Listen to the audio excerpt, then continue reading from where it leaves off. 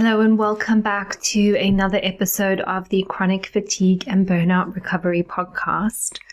Today I wanted to talk about grief, and I'll start this episode by saying I'm not a grief expert by any stretch of the imagination, but this week I had been trying to come up with an idea for the podcast. Of course, there are loads of things I could probably speak on, but I find I speak best on these podcasts when I feel inspired by the topic that I'm talking about. And therefore, there's a feeling in my body that needs to happen for me to record about something. And I've been waiting for that feeling to come.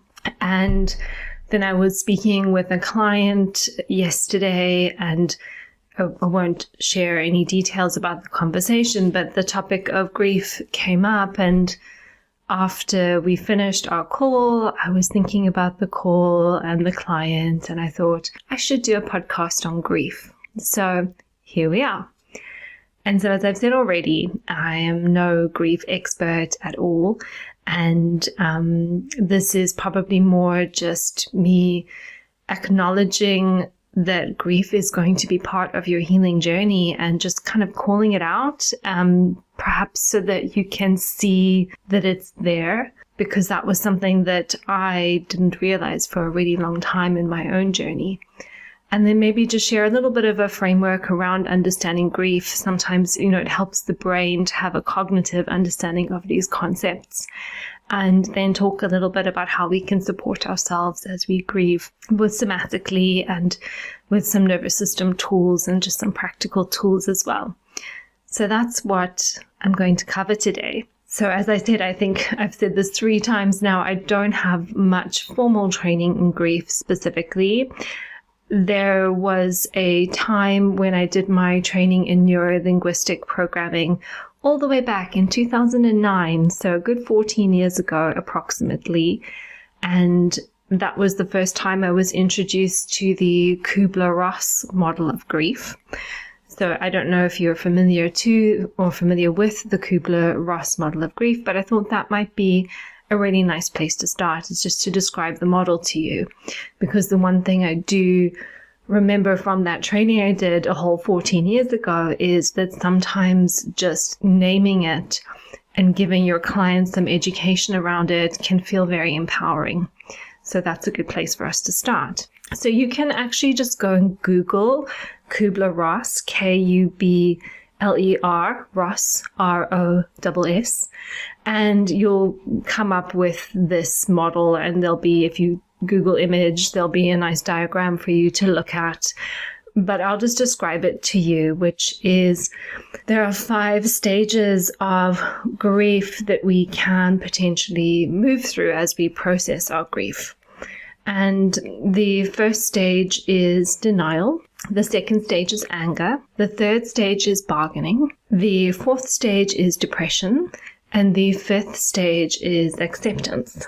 And although these are different stages of the grieving process, we don't move through these stages in a rhythmical or organized fashion. In fact, our experience of grief is usually very disorganized, which means that we can stay in one stage for a really long period of time, or we can move backwards and forwards and jump between stages. So although they're often depicted diagrammatically in like a little line, actually that's not how we experience them. So that's the first thing to call out. But when we're in denial, just talking a little bit more about the different stages, when we're in denial, that can sometimes show up as avoidance. It can sometimes show up as confusion, or sometimes even elation or shock or fear. Anger can show up as frustration, irritation, and anxiety. There could be a lot of, if we're looking at it from a nervous system perspective, a lot of sympathetic charge in the anger phase. And then bargaining, it can be overwhelm or helplessness, which I would associate more with the dorsal side of parasympathetic activation, so that freeze physiology of overwhelm and helplessness. Or bargaining can also be associated with some hostility, so anger, fight response, or even flight. like flight is wanting to bargain our way out, to run away from the situation. And then depression, I guess we would typically also associate a lot more with that dorsal kind of state of the nervous system. And in this stage, we may be struggling to find the meaning of what's happening to us. We may lack a sense of purpose. We may be reaching out to others. We may have a need to tell our story. And then the final stage of grief of that Kubler-Ross framework is acceptance. So when we are in acceptance, we're able to explore options. We have a new plan in place. We're moving on. And, just as I share all of these with you, you can probably already get the sense of how we fluctuate so much between these different stages, because you can, for example, accept, okay, I'm having this healing experience, this illness challenge, this chronic fatigue or chronic illness experience, however you want to name it. I can accept that this is happening to me, so that there can be a degree of acceptance and we can have a plan. But in accepting and having a plan and moving forward with the current situation, there also has to be some sort of acceptance of what we're losing, what we no longer have. And therefore, there may be parts of us that are in a state of acceptance, and there may be parts of us that have deep sadness for what we've lost or what we can no longer do, or there may even be jealousy, anger, and frustration when we see other people doing things that we can't do. And so all of this is wrapped up in the chronic illness experience, and how we manage it ultimately just comes down to how we manage our nervous systems and giving space to all of the different experiences, all of the different parts of ourselves that are having all of these different experiences, instead of just trying to, muscle on through or push on through and not acknowledge the reality of the situation. And so here it feels appropriate for me to just share a little bit about my journey. And I've shared this before, I think, in the episode where I talked about my story. And I really believe now that I spent the first year of my chronic fatigue experience in a state of denial. Now, I have this very strong inner achiever. She's a little bit more tame now, but she's still there. She's still very feisty and very strong. And that inner achiever part of me could not let go, wasn't ready yet, shall I say, to let go. And she just kind of like muscled on in and took control, went into fixing mode, and began to project manage the healing journey. Who can we hire to help you?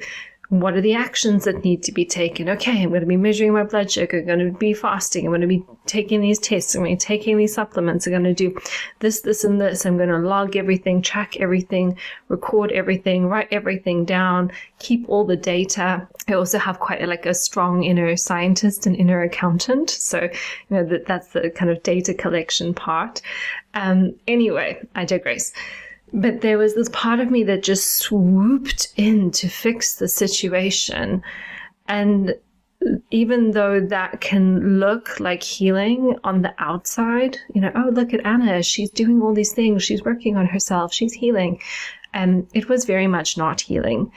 Sure, there were physiological benefits to what I was doing, but that deep cellular healing that needed to happen on a nervous system level was not present at that point in time. And ultimately, all of that kind of fixing, overachieving, striving to achieve at my healing was very much a form of denial. It was avoidance, not avoidance necessarily of the fact that there was healing work to do, because technically I was doing healing work, but it was just more avoidance of feeling all of the losses. And I never really gave myself space to feel the losses that I was experiencing, the loss of doing the things that I love to do, which was to get outside and move my body and travel.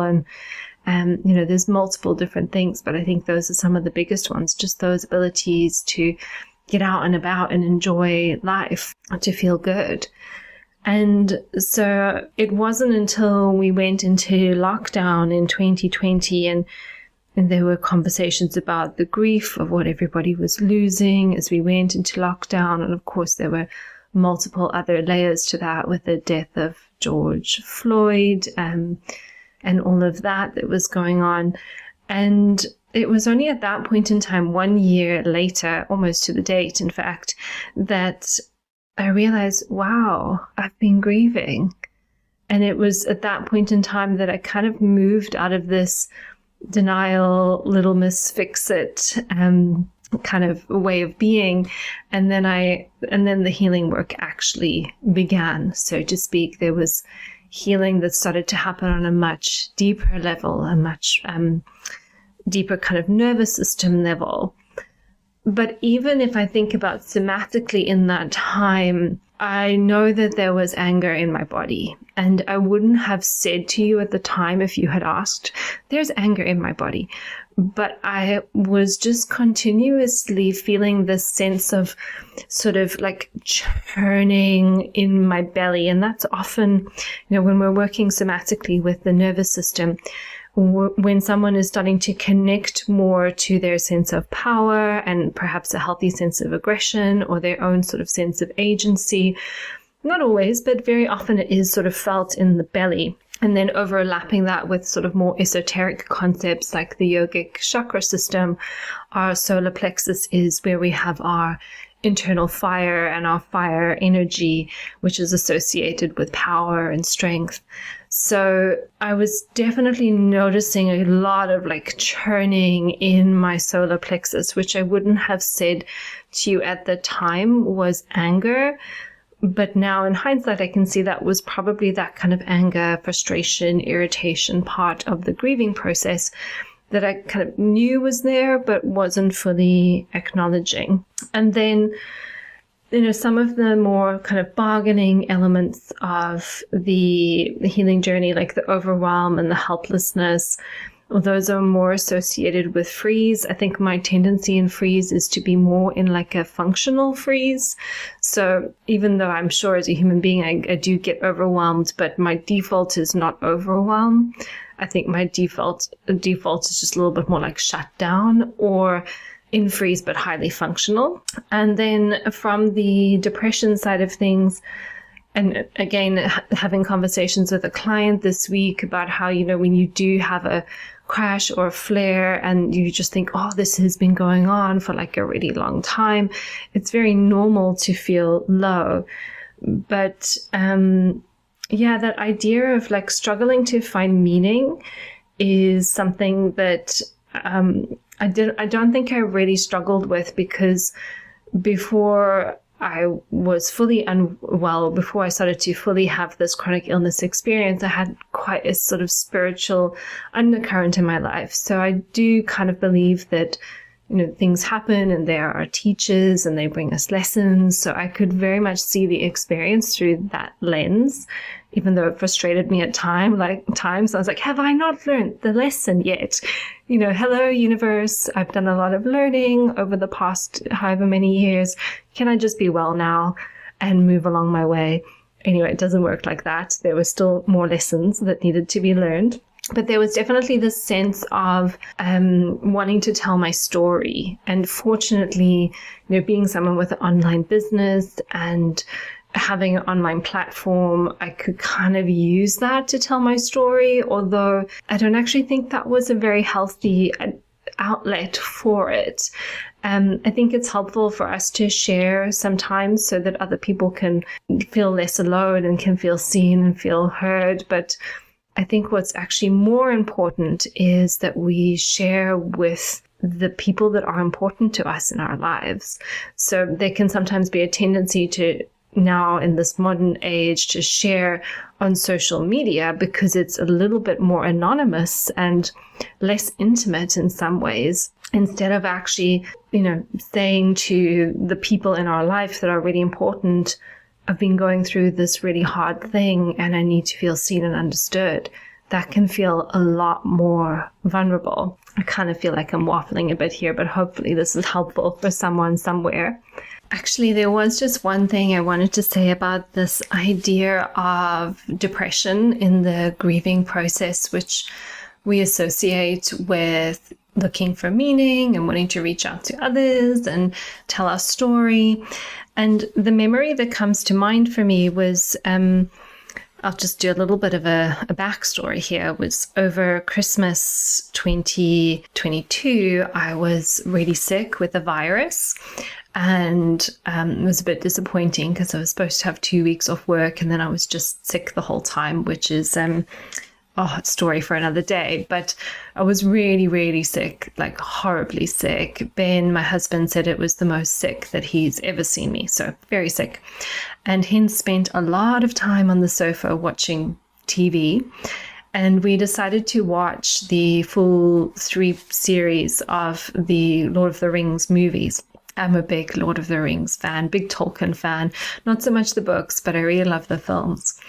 Anyway, for those of you who've watched the films, it gets to the end of the series and Frodo has obviously been through this like massive journey, massive trauma, and it's changed him as a hobbit or as a person, shall we say. And he gets back to the Shire and he realizes that he can't, or he can no longer really fit in with the world. It's like he's been through this whole thing that nobody is ever really going to understand. And it's like it's changed him so much that he just can't go back to the way that things used to be. And eventually because of this, he goes off to with the elves to their land where he'll live forever in eternity in, the wonderful elvish land. But, for us, as people who have been through a chronic illness experience, it definitely changes you as a person and in ways that people will never fully understand. And I mentioned lockdown earlier on, but this idea of, when we were all kind of in lockdown and then like coming out of lockdown, you kind of just feel it all feels like a little bit weird. It's kind of like what it's like coming out of a chronic illness experience in that, as your world starts to open up, and I know I had this experience of starting to see people I hadn't seen in a while or do more things. And I felt like I'd have this whole experience. And I was like, I just don't feel like I can relate to anyone anymore. I just don't know what we're going to talk about. I would kind of identify that with a little bit of the depression stage of the grieving cycle, because there's this idea of kind of searching for meaning. You've had this experience, you're not quite sure what it means. You kind of want to tell your story, but you're not kind of sure how. And so when I was in that stage of my journey, I used to feel like Frodo in Lord of the Rings. Unfortunately, or maybe fortunately, I didn't go to Mordor and have this very intense near-death experience. But I think the experience of moving through something as devastating as a chronic illness could be likened to Frodo's journey in Lord of the Rings. So if you haven't watched it, highly recommend it. And if you have watched it, but you haven't watched in a while, watch it again, and maybe there'll be some parts there that resonate with you. And then the final part of acceptance, exploring options, a new plan in place, moving on. That's a tricky one, because I think, as I've already said, we can accept to a certain extent this is the reality of our situation, but there can be parts of us that still deeply crave what is no longer available or what we've lost. And I think healing is this dance between, okay, I'm here now. What am I going to do about it? This is the reality of the situation. How can I make the most of it? Kind of thinking back to that episode I did on hopelessness and talking about the ladder of accountability, how do we move into a sense of power here? But then there can just be parts of us that are really, really sad for what they've lost, or really, really angry about what they've lost, or what other people can do that they can't do. So I guess my intention for sharing a little bit of my journey, calling out these little these stages, it might just help, or my hope is that it might just help you realize, A, you may be moving through some grief. B, it's a very normal part of the experience of having a chronic illness to grieve. And then C is, maybe you can identify which stage of this grief cycle you're in at the moment, or which ones you tend to spend more time in. And then in a moment, what I'll do is I'll just talk about some tools that you can use to help this grief move through you. Or maybe moving through you is not the right word. Maybe it's more just like expanding your capacity to hold the bigness of the grief that you're experiencing. So before I do that, I'm just going to share some things that we may be grieving the loss of. And this was something that I asked on my Instagram stories before recording this episode. I just asked people, hey, what are the things that you're grieving the loss of? And here they are. So when we become ill, there can be an identity shift. There's the person we used to believe that we were, or used to believe that we are. And there's the person who we believe that we are now. And there's a change in identity. And identity is a very big topic. It's something that I've taught a lot over the past few years, because it's a big part of the neurostrategies, neural reprogramming work that I do, is looking at the concept of identity. But when our identity is wrapped up in what we do and the things we achieve in our life, and we can no longer do and achieve those things, then it can feel like our whole identity is stripped away from us. But our identity is not what we do, and it's not what we achieve. Our identity, to a certain extent, is who we are at our core, and how our nervous system is wired, the set point of our nervous system. And so that is actually something that doesn't change whether you're healthy or unwell. So sometimes the work here, and I realize I'm going into solutions very quickly, but sometimes the work here is to be able to separate out our identity from the illness. So often when someone experiences an illness, they're like, okay, now I'm a sick person now. And if you believe that you are somebody who is sick and your identity is wrapped up in being unwell, you're probably going to stay unwell for a lot longer than somebody who can separate their identity out. But that being said, that was something I really struggled with, because I had this identity of somebody who was very fit and strong and was at the gym and active, and I could no longer do those things. And so there was an identity shift that happened for me, because my identity was wrapped up in the things that I did. And I think one of the gifts of this process has been learning to connect more with who I am in my essence, and having my identity attached more so to my essence than my ability to achieve and be really strong and fit and healthy and all of those other things. We can also grieve the loss of the things we love to do. And that's essentially what I've just said. The things that made us feel a certain way, we can no longer do those things. And therefore, sometimes it's not only about the loss of the thing that we can no longer do, but it's about being able to feel a certain way.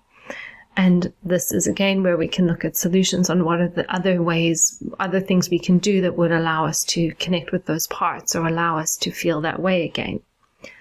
Loss of freedom and spontaneity. Again, it's a feeling in the body. Loss of the idea of where we thought we would be or who we thought we would be. So, I felt unwell at a point where I could have been deciding if I was going to have children or not. I felt unwell at a point where I could have been, blowing up my business, for example. And other people are in different circumstances. Maybe they're also making decisions about having a family, or maybe, dating, or career changes, or education choices. There's lots of different things. And, someone in their 20s versus someone in their 30s, your 20s, you're maybe traveling, you're living in different countries, in different cities, you're out, you're doing loads of things, you're making lots of connections. And if you fall unwell at that time, you maybe miss out on some of those things that someone would do in their 20s. And I think, obviously every decade or half decade of our life is often associated with certain milestones or achieving certain things, or at least we maybe have a blueprint of this in our mind. And if we fall ill at that point in time, we maybe lose those experiences that we thought that we would have. And even though we didn't have them, we grieve the loss of what would have been. So that's something else we have to process. There can also be loss of self-worth. And, for me personally, again, I think I had a lot of shame about falling unwell as a health practitioner. How could, I, as somebody who's so well educated about health, now be ill? And so with the shame is something that really eats away at our self-worth. So the shame of becoming unwell kind of pushes us into more of a freeze state. And then also understanding that the freeze physiology is so characteristic when we're overwhelmed by the sudden change in our health, that it's inevitable that we'll feel low in our self-worth. There can also be, somebody said on Instagram, the loss of just being able to go to a restaurant and eat and order like whatever you want, not worry about it, not having to worry about food sensitivities or blood sugar or histamine reactions or things like that. Loss of the life that you thought you would have, loss of relationships or friendships, or loss of a career, loss of the parent you thought you would be. Maybe you thought you were going to be the fun one who was outside doing activities with your kids all the time, going on adventures and hikes and camping, and now those things aren't available to you. So I just wanted to call out all of this loss because it is kind of heavy. I feel the heaviness in my body. I feel the sadness in my body as I go through all of this, because I know it's really real for so many of us, for all of us.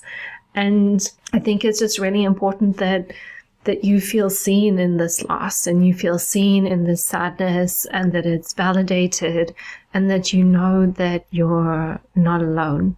And so as we work with grief, some of this loss will just need to find acceptance and holding for. There may be things that I'm never going to get my 20s back.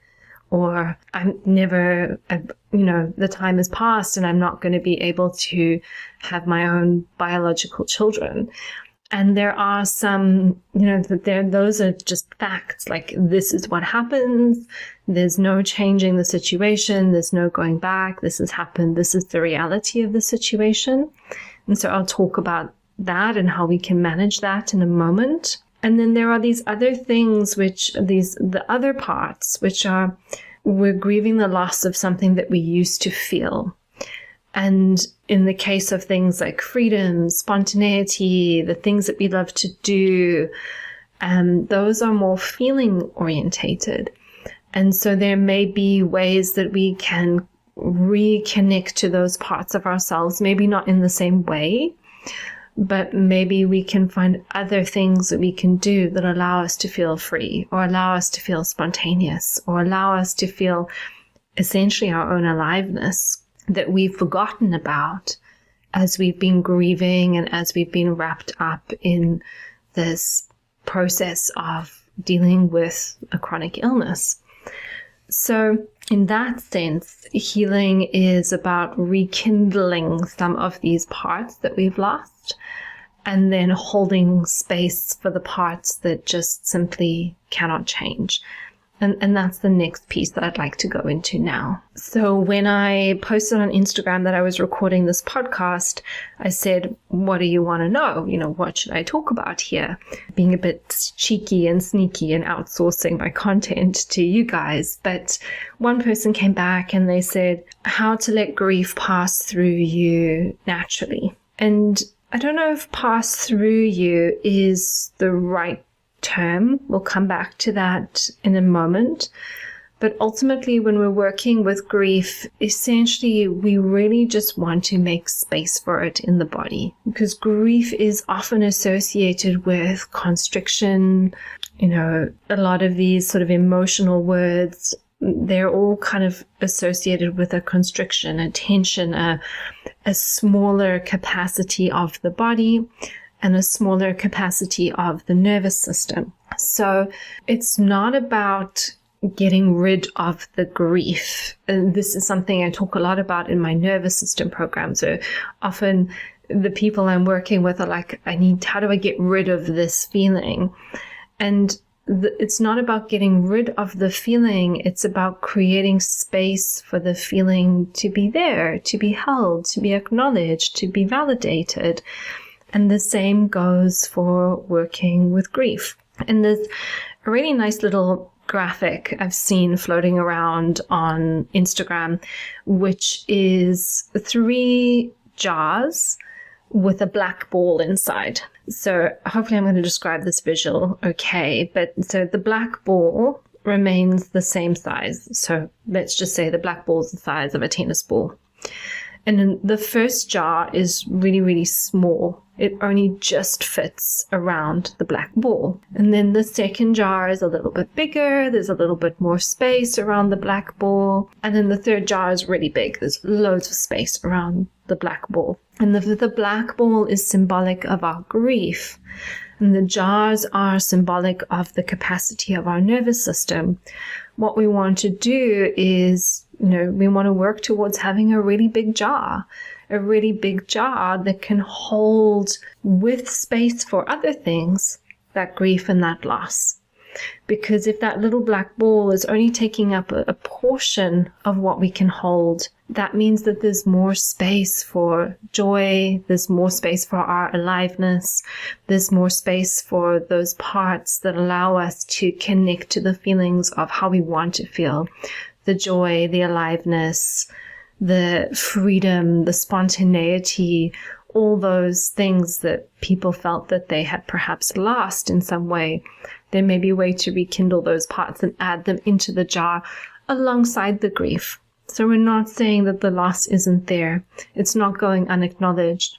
We're just saying it's here, and look, there's space for so much more. And how we do that is by working with the nervous system and building our capacity to feel. So again, everybody has a different nervous system. Everybody's experience of grief may be a little bit different. But here's an example of a little exercise that you can try. So normally what I would do, the client, is just have them kind of look around the room and maybe feel their feet and then get settled and then, connect to the grief. Okay, so when you talk about this loss or you talk about this thing that you're grieving, what do you notice now in your body? And then it might be, there's a constriction or a pain in my chest or my heart or my belly or, some sort of bracing in the body, tension in the jaw, tension in the throat. It's going to show up in different places for different people. So notice where it shows up for you. And then the next invitation, I guess, would be, can you just put your attention on it? Can you just allow it to be there? Can you just allow yourself to feel it? And if that's hard, that's okay. If it's hard for someone, I might just say, could you just go to the edges of it and feel that? And then we can move away and we can do something else and we can come back in. But if somebody can go into the feeling of it, then maybe we can just hold the feeling. And sometimes that's all that is required. Sometimes it's just, let's be with the feeling, the black ball, the constriction in the chest, the belly, the throat, whatever's going on there. And with some people, they actually experience a letting go of some sort, more a softening of the activation, a bigger breath, a sigh, a yawn. I burp a lot when I do these types of practices. Maybe some people will cry in a way that feels a bit more like a settling cry or release type of cry. But the other thing we can do is, if there is a noticeable constriction in the body, like a muscular tension of the grief, sometimes invite the person to just, can you make that tension even more tense? So instead of like wanting to fix it and wanting it to go away and avoid it, what if we were to really go into it and intensify it? And that does depend on the individual's capacity. And as we move into it and we really intensify it, and then what would happen if we just release it like 30%? And we just release 30%, and then let's go back in again. Let's make it really, really intense again. And now what happens as we release just like 50%? And we release 50%, and then we can go back in again and make it really, really tight. And I'm like, okay, now just let it go completely, really, really slowly. And then give the person space, and then they can release it and let it go. And then I'll say, well, track the body. What are you noticing now? How are you relating to the grief? And usually there's a sense of more space. And in some cases, I may even invite the person to just, move their arms, actually like carve out the space with their arms physically. They can do it standing as well if they would like to. And just really allow space for whatever is there. And it's really important, if this is a practice that you end up trying, that after you've done it, you give yourself some time just to quietly sit, to feel, to track your body, to notice what's happening. And then, this is one little process in a whole journey of your chronic illness experience and your healing experience. And this is but one little practice, and there may be other practices which are also helpful for you. But every single time you practice, maybe that jar that I talked about just gets that 1% bigger. And the next time, 1% bigger. And then the next time, 1% bigger. So if the smallest jar was, say, like 20% of the biggest jar, and now 10 practices time, it's 30%. And then it's 40 and 50, and then eventually you are at 100% of that biggest jar. And that's really what the nervous system work is all about. It's about creating a shift in something on a deep, deep level, so that over time we just have a greater capacity for more. We have a greater capacity to hold the hard things in life, the things we've lost, the things we cannot change. And we also have a greater capacity to hold our own aliveness, our own capacity to expand, our own capacity to heal, our own capacity to connect with joy again, our own capacity to connect with the ways that we want to feel.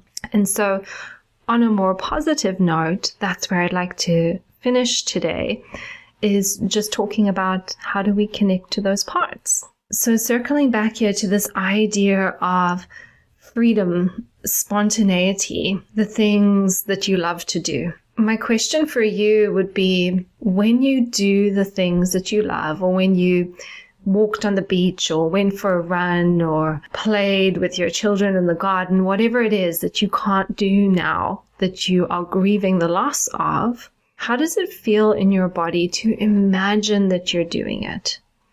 Or how does freedom and spontaneity feel in your body? So again, you can always pause this, take a moment to just kind of connect with that thing, and then get a sense of how it feels in your body. And then you can ask yourself the question, what is something that I could do now that would help me feel similar or the same, even if it's not as intense? What we're really wanting to connect to is our sense of aliveness, our sense of joy. And what is something that is within your control in this moment that would help you either connect with that fully, or what I'll often say to clients and in my Nurturing Resilience program, or move in the direction of that thing. What would help you move in the direction of freedom? What would help you move in the direction of spontaneity? What would move you in the direction of your aliveness? And it might just be a teeny tiny thing. Or it might actually be something really big and profound, but how can you include more of those things in your day-to-day healing routines?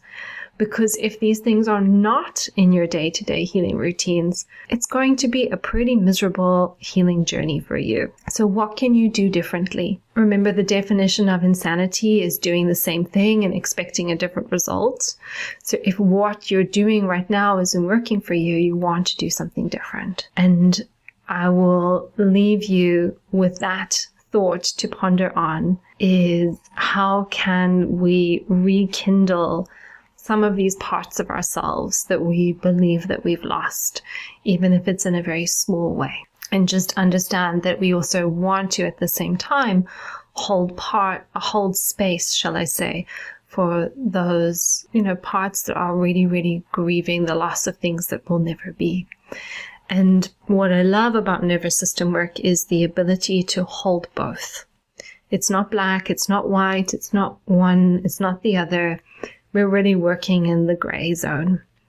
And if you need more help working in the gray zone, there is obviously my Nurturing Resilience program, where we'll learn, all about the nervous system, much more than I could touch on today.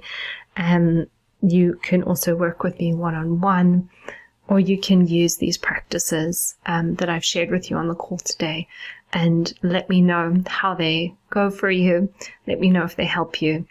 And just sending out lots of love today, holding you all very tenderly in my heart as you navigate the ups and downs of this healing adventure, because it's a lot at times. And if at the moment you are in more of a down than an up, I'm just sending out lots of love and hoping that the next up finds its way to you very, very soon. Have a wonderful fatigue recovery day, and I'll see you in the next episode.